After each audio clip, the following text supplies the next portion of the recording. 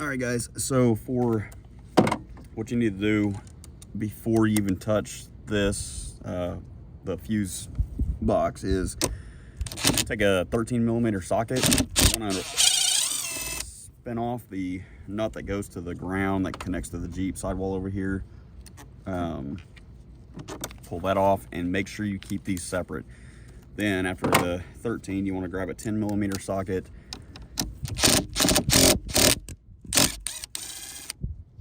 pull off that nut, and then pull these off, and just like I said, keep them separate. I usually will put one against somewhere around here, put this and that for right now. That disconnects all the power to the Jeep. Now to get to this. So whenever I cross the, well, not when I did it, but when the positive and negative cables hit, it blew out. These are your high current fuses. I believe it's this one that's number 3. That is the fuse that blew, and I'll show you how I discovered that, because I cannot find a video that shows you how to actually test this fuse box.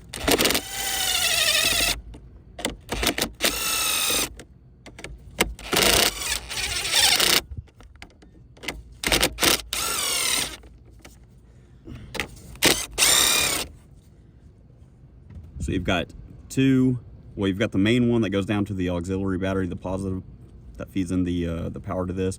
You've got numbers N2, N3, N4, N5, N6, N7, N8. These are pretty easy. You just zip up the screw or zip up the nut, and you just pull these guys off. Yeah, we'll get to that one.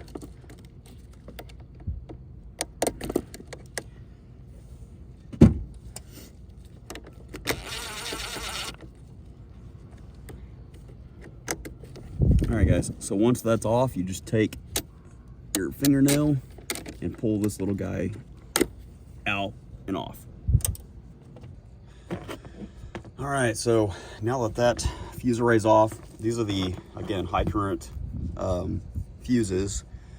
You've got a B plus here. You've got 150 amp, 150 amp, 100 amp, 125 amp, and 300 amp. Now, I did see another video where a guy pulled this out and said, because of the symptoms, it more than likely blew.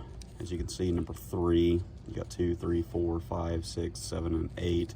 And I'll detail which of these fuses mean what. But so it was the 0104, the 150 amp. Now I've got a multimeter from Amazon that I'll link. It's cheap. It was awesome. But you just want to flip this to the continuity, and then you take your testing. Beeps. All right, so again, when you're testing this, you just want to touch anywhere back here on this main plate, and then you want to, each one of these are fuse, these go into the fuses. So 7's good, 6 is good, 5 is good, 4 is good, nothing on 3, 2 is good. So I discovered and know that number 3 is the issue. So luckily for me, I ordered from Mopar a new fuse array.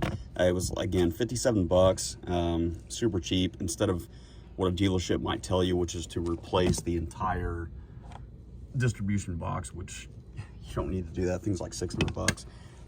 So for everybody that's wanting to know how to do this, that's how you do it. Pop those off, pop the nuts off, take this out. You can run the tester through there, the multimeter through there, test each one of these individually. Hopefully, if by chance that's the issue, then just go to Mopar. Again, you can get one for mine after taxes was like $57 to ship.